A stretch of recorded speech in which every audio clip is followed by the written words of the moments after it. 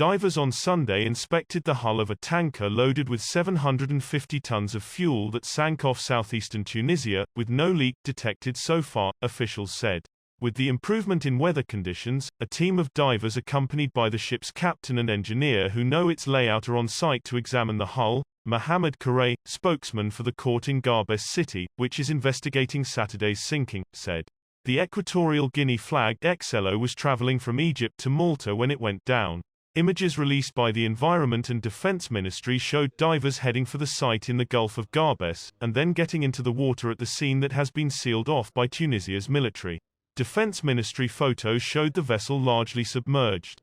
The crew of the XLO had issued a distress call on Friday evening and sought shelter in Tunisian waters from bad weather before going down, authorities said.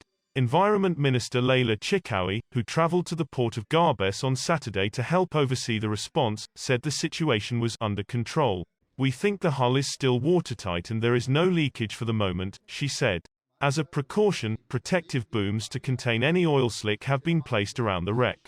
The Tunisia branch of the World Wildlife Fund expressed concern about another environmental catastrophe in the region, an important fishing zone which has already suffered from pollution. The tanker is 58 meters long and 9 meters wide, according to ship monitoring website vesseltracker.com. It began taking on water around 7 kilometers, 4 miles, offshore in the Gulf of Garbes and the engine room was engulfed, according to the Environment Ministry. It said Tunisian authorities rescued the 7-member crew, who received first aid and were being accommodated in a hotel.